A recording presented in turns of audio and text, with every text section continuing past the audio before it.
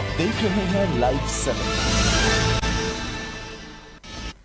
नमस्कार, लाइव 7 विशेष में आपका स्वागत है। मैं हूं ज्ञान रंजन। दोस्तों, देश के भाग्य का फैसला, यानी कह सकते हैं देश में अगली सरकार किसकी होगी, इसका फैसला हो चुका है। जाहिर तौर पर किसी भी दल को बहुमत नहीं मिला है। अगर गठबंधन की बात करें तो एनडीए गठबंधन बहुमत में दिखाई दे रही है। एनडीए बहुमत की ओर है, बहुमत 295 सीटों पर आगे है और वहीं 231 सीटों पर इंडिया गठबंधन भी बढ़त बनाए हुए है। बहरहाल इस पर हम चर्चा करेंगे, अभी और इंतजार करते हैं चुनाव परिणाम आने का। लेकिन इस बीच झारखंड से लगभग सभी सीटों का मतगणना कई जगहों पर हो रही है, लेकिन सभी सीटों का जो परिणाम है वो साफ तौर पर स्पष्ट रूप से सामने आ गया है। और जैसा कि लाइव 7 ने पहले भी आपको बताया था कि 9-5 का अनुपात चलेगा और 9-5 यहां पे हुआ। एनडीए को जहां 9 सीटें मिली हैं, वहीं आईएनडीआईए गठबंधन को 5 सीटें मिली हैं। और ये लाइव 7 लगातार कई दिनों से इस बात की चर्चा कर रहा था। अब बात करते हैं कि आखिर ये जो चुनाव परिणाम हैं, ये चुनाव परिणाम क्या कुछ बताते हैं। अगर सीधे तौर पर आप देखेंगे, अगर हम बात करें तो जहां बीजेपी को झटका लगा है इस लोकसभा चुनाव परिणाम से, वहीं आईएनडीआईए गठबंधन यानी इंडिया को बल मिला है।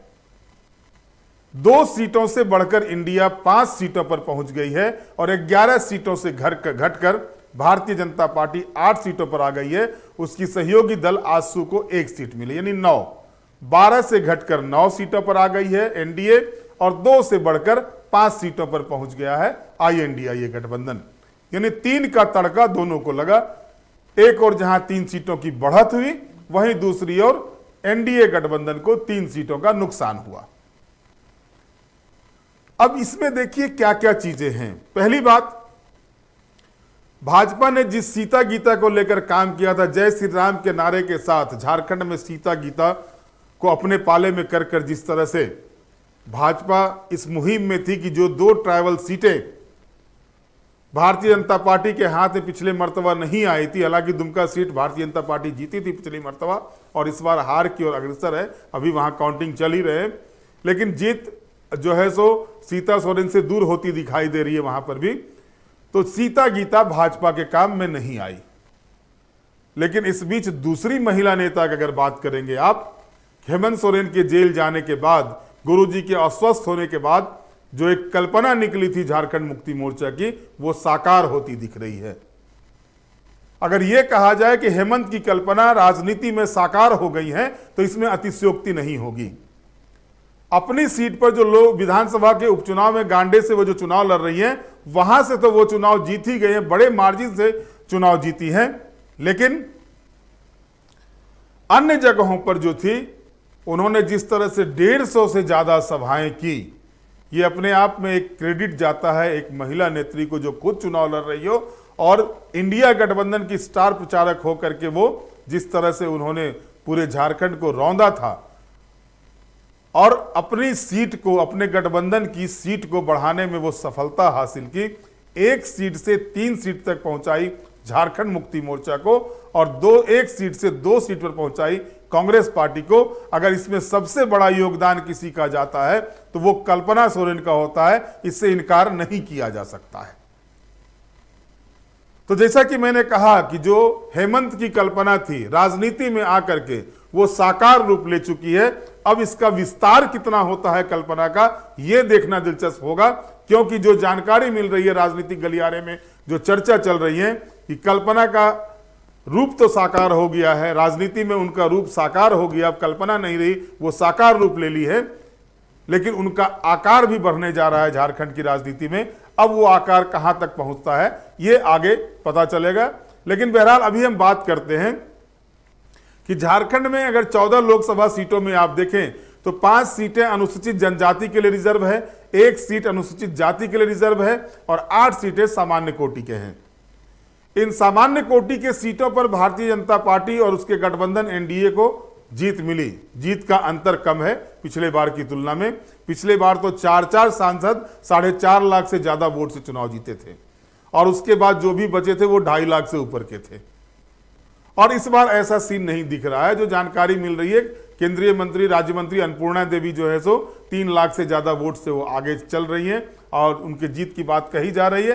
हालांकि आधिकारिक रूप से जो अब तक जो मेरे पास सूचना आई थी जब ये विशेष मैंने शुरू किया, तो अन्नपूर्णा देवी जो है सो 4,87,913 वोट लाई हैं और विनोद सिंह जो माले के कैंडिडेट हैं उनके अगेंस्ट में उनको 2,69,466 वोट आए हुए हैं, जो अभी तक जो चुनाव आयोग के वेबसाइट पर आए हुए थे 2,08,447 वोट से अन्नपूर्णा देवी आगे हैं।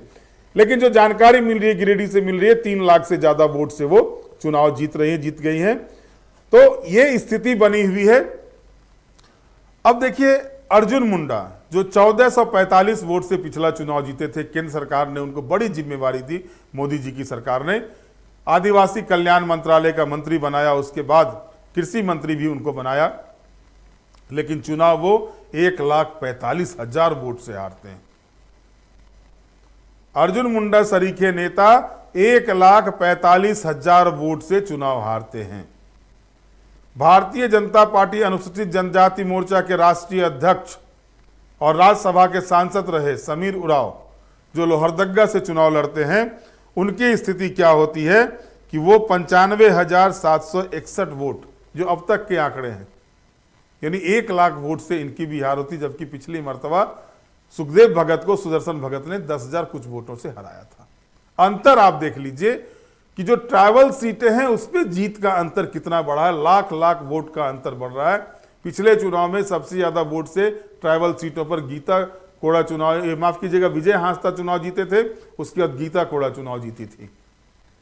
लेकिन इस बार की स्थिति है विजय हांसदा भी 1 लाख से ज्यादा मतों से चुनाव जीत रहे हैं राजमहल से। जोबा मांझी भी जो है सो वो 1 लाख से ज्यादा मतों से चुनाव जीत रही हैं। अर्जुन मुंडा 1 लाख से 1.5 लाख के करीबन मतों से चुनाव हार गए हैं। इधर आप देखिए सुखदेव भगत 1 लाख के लगभग 1 लाख वोट से चुनाव जीत रहे हैं। तो आखिर ये ट्राइबल सीटों पर आखिर भाजपा की इतनी फजीहत क्यों हुई इस चुनाव में, ये चिंतन का विषय है, मनन का विषय है भारतीय जनता पार्टी के लिए। केंद्रीय नेतृत्व, राष्ट्रीय नेतृत्व लगातार इस योजना पर काम कर रही है कि कैसे ट्राइबल वोट्स को अपने पाले में लिया जाए। और भारत के राष्ट्रपति के पद पर द्रौपदी मुर्मू जी को बिठाने के बाद से भारतीय जनता पार्टी लगातार ये बातें भी कही है कि भारतीय जनता पार्टी एक ऐसी पार्टी है जो एक गांव की आदिवासी महिला को, जनजातीय महिला को देश के सर्वोच्च पद पर बैठाती है, और इसके बाद भी आदिवासी समाज का वोट जो है वो वहां पर भाजपा को मात खानी पड़ती है। पिछले लोकसभा चुनाव में भी अगर आप देखें, भले ही भारतीय जनता पार्टी 3 सीटें जीत गई थी, जनजातीय के लिए आरक्षित 3 सीटों 5 में से 3 सीटें जीत गई थी, लेकिन अगर आप उसमें देखेंगे तो उन सीटों में से भी जीत तो हुई थी, मार्जिन बहुत कम थे, और मात्र 8 सीटें जो 28 विधानसभा की सीटें रिजर्व हैं अनुसूचित जनजाति के लिए झारखंड में, उनमें से मात्र 8 सीटें ही जीतने में सफलता मिली थी भारतीय जनता पार्टी को 2019 के भी चुनाव में। और इस बार जो अब तक की जानकारी मिल रही है कि जमशेदपुर में 2 सीट को अगर छोड़ दिया तो बाकी जगहों पर जो है सो 26 की 26 सीटें जो है वो भारतीय जनता पार्टी जनजातीय के लिए आरक्षित सीटें पर पीछे चल रही थी। यह स्थिति है, और वो स्थिति भी तब है जब भारतीय जनता पार्टी ने झारखंड विकास मोर्चा को विलय कराकर बाबूलाल मरांडी जो स्थापित जनजातीय नेता है, झारखंड के प्रथम मुख्यमंत्री हैं, उनके हाथ में पार्टी की कमान दी है, तब जाकर के ये स्थिति बन रही है। लगातार बाबूलाल मरांडी संथाल परगना में कैंपेन किए, कोल्हान में जाकर कैंपेन किए,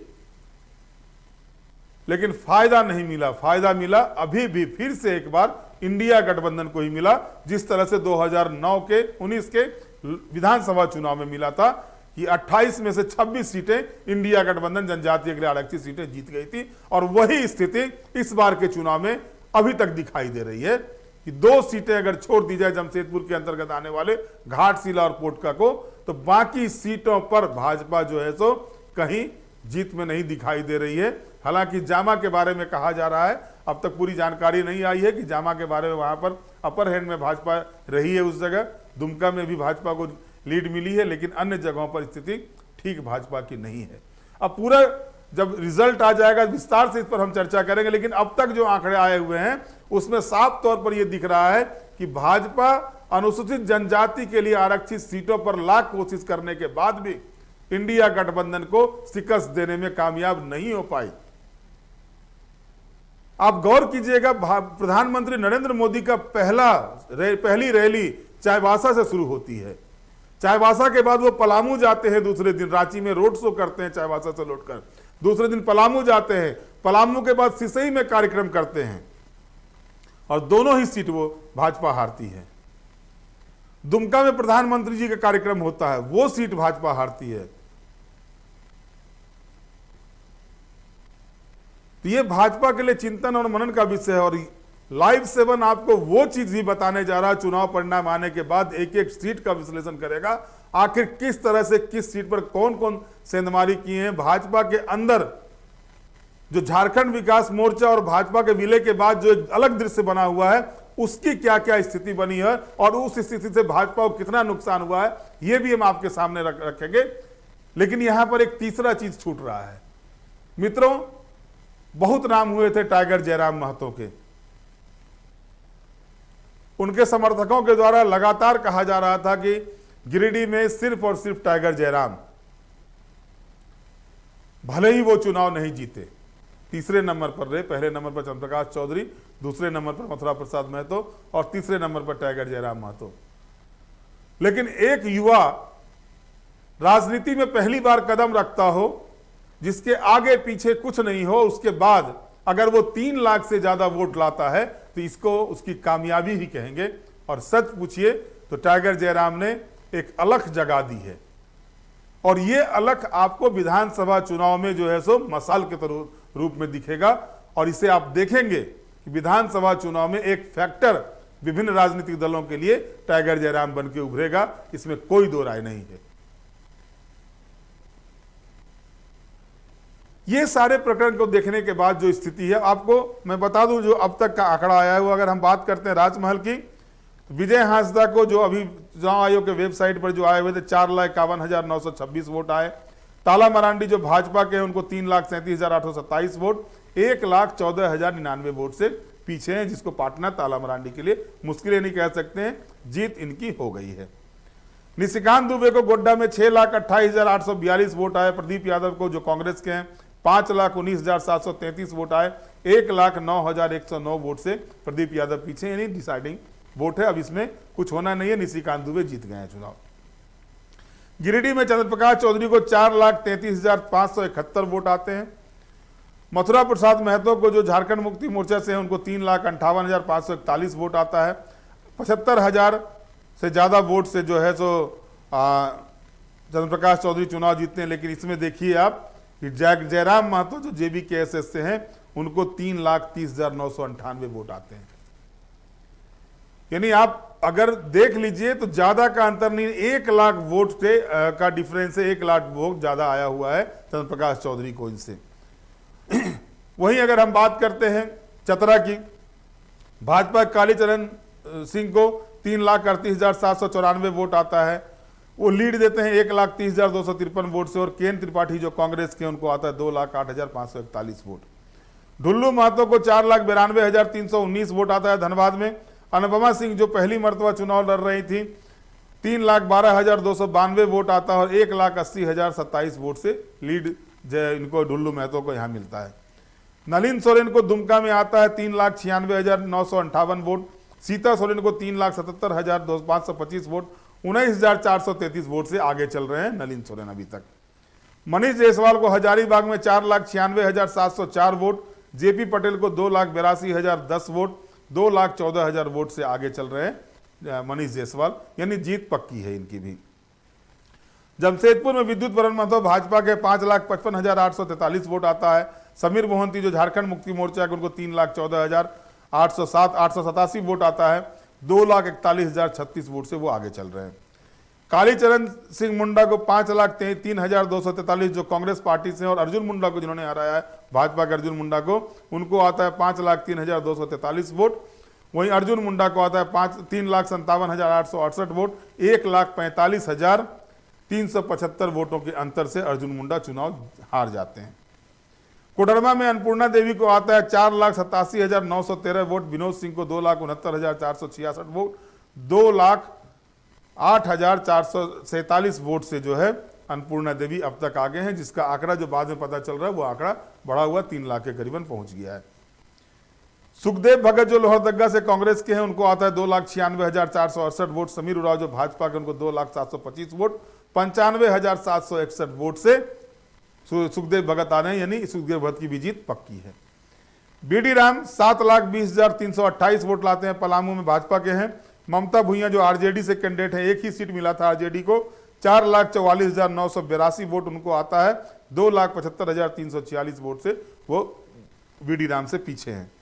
संजय सेठ को रांची में 5,93,959 वोट, और यशस्विनी सहाय, यहां गौर कीजिएगा दोस्तों, पहली मर्तबा यशस्विनी सहाय चुनाव लड़ने उतरी हैं और कितनी कड़ी टक्कर दी है। आप इसी से अनुमान लगाइए कि जो संजय सेठ पिछला चुनाव 3 लाख से ज्यादा वोट से जीते थे, 3 लाख वोट जीते थे, इस बार उनकी जीत का अंतर 1,02,498 वोट का है।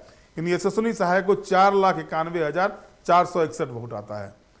और यहां पर भी अगर JBKSS के देवेंद्र नाथ महतो नहीं रहते तो शायद ये स्थिति और अलग दिखाई देती। जिस तरह से कुर्मी मतदाता देवेंद्र नाथ महतो की तरफ गए और अच्छा खासा वोट उन्होंने भी लाया है, तो आप कह सकते हैं कि यहां पर भी रांची सीट पर भी जयराम महतो की पार्टी के कैंडिडेट ने अपना स्थान दिखाया है, अपने आप को प्रोजेक्ट कर दिया है। जोबा मांझी जो झारखंड मुक्ति मोर्चा की कैंडिडेट हैं, सिंहभूम से चुनाव लड़ रहे हैं, 4,52,687 वोट आता है। वहीं गीता कोरा को 3,06,158 वोट आता है, 1,46,529 वोट से वो चुनाव हार जाती हैं। और वहीं गांडे में जो उपचुनाव हुए हैं विधानसभा के, आप उसको देखेंगे, जो स्थापित हुई है झारखंड की राजनीति में एक तेज तर्रार महिला नेता के रूप में जो कल्पना सोरेन ने अपने नाम का शुमार किया है झारखंड की राजनीति में, झारखंड की पॉलिटिक्स में, तो उनको 1,08,973 वोट मिलते हैं। दिलीप वर्मा जो भाजपा कैंडिडेट है उनको 82,492 वोट मिलते हैं, और 26,486 वोट से कल्पना सोरेन चुनाव जीत जाती हैं, जीत गई हैं। अब आखिर इस स्थिति के लिए भाजपा जो 14 के 14 सीट जीतने का दावा कर रही थी, आखिर इस स्थिति में लाने के पीछे वजह क्या है? प्रधानमंत्री ने पिछले मर्तबा से ज्यादा कार्यक्रम दिए। जय श्री राम और मोदी के नाम पर भाजपा चल रही थी। जय श्री राम और मोदी के नाम पर भाजपा जो मुद्दे बना के रखी हुई थी, इन मुद्दों में अगर आप देखें, और इसके साथ भ्रष्टाचार का मुद्दा भाजपा जोड़ के पूरे चुनाव प्रचार के दौरान बातों को पब्लिक के सामने रख रही थी, जनता के सामने रख रही थी।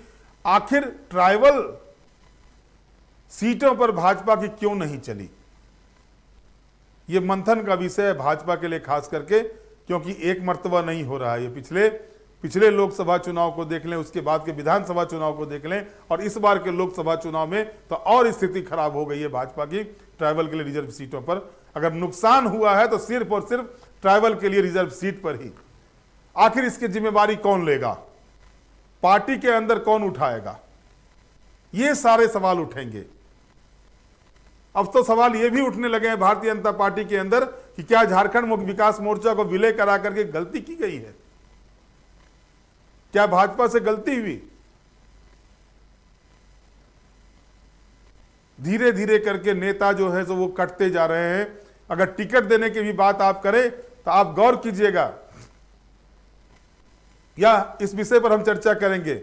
जो झारखंड विकास मोर्चा के उनके समय में फाइनेंसर रहे थे, वो जब भाजपा में आ गए थे और उसके बाद जब भाजपा में बाबूलाल मरांडी ज्वाइन किए तो उनको टिकट दिलाने में भारतीय जनता पार्टी में उनको टिकट दिलाया गया। और उदाहरण आप समझ सकते हैं कौन कौन है इसमें, और इस पर विस्तार से चर्चा हम करेंगे आगे कि आखिर कहां का, भले ही वो सीट जीत गए हों, लेकिन कार्यकर्ताओं के अंदर में, जो पार्टी के समर्पित कार्यकर्ता हैं, उनके अंदर में जो एक दुख था प्रदेश नेतृत्व के इस निर्णय से, पार्टी के इस निर्णय से, उसका खामियाजा भाजपा भुगत रही है। वहीं दूसरी ओर जो यूनिटी इंडिया गठबंधन ने इस चुनाव के दौरान दिखाया, उसका परिणाम दिख रहा है। कल्पना सोरेन एंट्री करती है और कल्पना सोरेन को सभी ने नेता मान लिया। किसी भी दल के जो गठबंधन में शामिल दल हैं, किसी ने उनका विरोध नहीं किया। और कल्पना सोरेन ने भी ये साबित करके दिखाया कि वो किस तरह से राजनीति में आई है, तो राजनीति के एक नए रूप को किस तरह से पेश करती हैं, वो पेश करके दिखा दी। जिस तरह से हेमंत सोरेन को जब कमान दी गई थी कार्यकारी अध्यक्ष बना करके और 2019 के लोक विधानसभा के चुनाव हुए, तो हेमंत सोरेन ने गुरुजी को यह दिखाया कि आपका उत्तराधिकारी है और 18 सीट वाली झारखंड मुक्ति मोर्चा को 30 सीट वाली झारखंड मुक्ति मोर्चा बनाया। उसी तरह से कल्पना सोरेन ने 1 सीट वाले लोकसभा चुनाव में 1 सीट वाले झारखंड मुक्ति मोर्चा को 3 सीट वाले झारखंड मुक्ति मोर्चा के रूप में परिणत किया। यह बड़ी उपलब्धि है। इतना ही नहीं, 1 सीट वाली कांग्रेस को अगर 2 सीट वाली कांग्रेस बनाने में अहम भूमिका किसी की है तो वो भी कल्पना सोरेन की है। क्योंकि आपको पता है कि राहुल गांधी के 1 कार्यक्रम हुए थे, प्रियंका गांधी के 2 कार्यक्रम हुए थे। यहां पर एक ही दिन में 2 कार्यक्रम करके गई थी। बाहर के स्टार प्रचारकों में राहुल गांधी और प्रियंका गांधी आए, लेकिन 2-2 सभा करके चले गए। वहीं बाहर के स्टार प्रचारकों में चाहे अमित शाह हो, राजनाथ सिंह हो, प्रधानमंत्री मोदी हो, कई नेता आए, कई राज्यों के मुख्यमंत्री आए भाजपा के प्रत्याशियों के पक्ष में प्रचार करने के लिए। लेकिन अगर इंडी गठबंधन में आप देखेंगे तो इंडी गठबंधन की तरफ से प्रचार करने के लिए बाहर के नेताओं में से सिर्फ यही लोग आए थे। और अकेले कमान संभाल के चल रही थी। 150 सभा, छोटी बड़ी सभाएं, रोड शो, और उसका परिणाम मिला। और वो परिणाम आपके सामने है। अब देखना दिलचस्प ये होगा कि 4 महीने के बाद, यानी अक्टूबर नवंबर में जो झारखंड विधानसभा के चुनाव होंगे, उस चुनाव के पहले इस लोकसभा चुनाव में जो भाजपा को ये जो नुकसान हुआ है, भाजपा जो 3 सीटें हारी हैं, इसकी भरपाई वो किस प्रकार से करती है, ये देखना दिलचस्प होगा। केंद्रीय नेतृत्व इस पर क्या एक्शन लेता है, केंद्रीय नेतृत्व की तरफ से क्या कुछ होता है, ये देखना होगा। प्रदेश नेतृत्व में से इस चुनाव में हार की जिम्मेवारी कौन लेता है, सबसे बड़ी बात है, यह भी देखना होगा। और इन सारे चीजों के बीच जो समीकरण बना के चुनाव लड़े जाते हैं, जिस समीकरण के आधार पर चुनाव लड़े जाते हैं, वो समीकरण क्या कुछ करेगा, यह भी देखना दिलचस्प हो गया। उस समीकरण में क्या कुछ अपडेट करने जा रहे हैं, अपग्रेड करने जा रही है भाजपा, यह देखना दिलचस्प होगा। वहीं यह भी कहा जाता है जीत से उत्साहित होने के बाद जो है सो लोग बहुत कुछ नहीं कर पाते हैं। खास करके मैं इंडिया गठबंधन के लिए कह रहा हूं।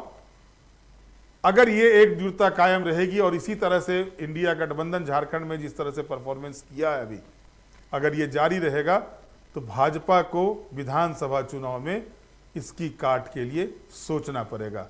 अगर भाजपा ये सोचकर सिर्फ चल रही है कि पिछले चुनाव में आजसू के साथ उसका गठबंधन नहीं हुआ था, इसलिए 10 सीटों का नुकसान हो गया था, तो वो गणित हमेशा सटीक नहीं बैठता है। आजसू तो गठबंधन था अभी, फिर भी क्यों नहीं सीट निकाल पाए। आजसू से गठबंधन था तो रांची संसदीय सीट में 3 लाख के जीत का आंकड़ा घट के 1 लाख में कैसे पहुंच गया। आजसू के सबसे बड़े नेता सिल्ली से चुनाव लड़ते हैं। सिल्ली रांची विधानसभा लोकसभा क्षेत्र के अंतर्गत आता है। सिल्ली से सटा हुआ तमार विधानसभा का क्षेत्र है, वहां पर भी महतो जाति के लोग अधिकांश संख्या में, अधिक संख्या अच्छी खासी है। खरसावा में महतो जाति की संख्या है। फिर अर्जुन मुंडा चुनाव कैसे हार गए, वहां तो जाकर के लगातार समय दिए थे। सबसे ज्यादा समय अगर सुदेश महतो ने दिया था तो कोल्हान और खूंटी में ही दिया था। फिर ये दोनों सीटें भाजपा के हाथों से कैसी निकली, ये सारे कुछ मंथन के विषय हैं और इस पर पार्टी को मंथन करना चाहिए। बहरहाल सभी जीते हुए विजयी कैंडिडेट को लाइव 7 की ओर से बहुत बहुत बधाई। आप देश के उत्थान में, देश के निर्माण में अपना बहुमूल्य योगदान दें, यही उम्मीद रखते हैं।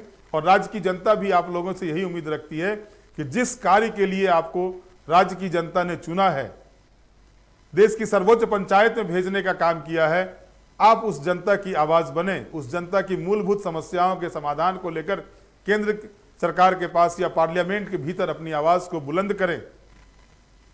और तभी इस लोकतंत्र का जो सपना था, बाबा साहब अम्बेडकर ने जो संविधान बनाया था, उसका जो सपना था, वो सपना तभी पूरा हो पाएगा।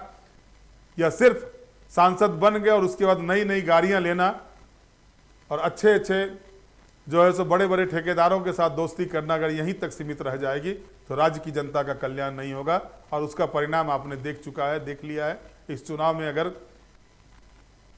कुछ परसेंटेज वोट घटे हैं जीतने वाले प्रत्याशियों के, खास करके जो भी प्रत्याशी हो, तो उसके पीछे का वजह यह भी है कि जो चौकड़ी बनती है उस चौकड़ी के घेरे में आकर के कई चीज़ें करना माननीय भूल जाते हैं। उम्मीद करते हैं कि इस चुनाव परिणाम के बाद जो सबक मिली होगी उस सबक के साथ वो राज्य की जनता के हित में, देश के हित में वो काम करेंगे। लाइव 7 फिर से आप लोगों को बहुत बहुत धन्यवाद देता है। आप हमारे साथ जुड़े रहें, हमें लाइक करें, सब्सक्राइब करें। बहुत बहुत धन्यवाद। नमस्कार।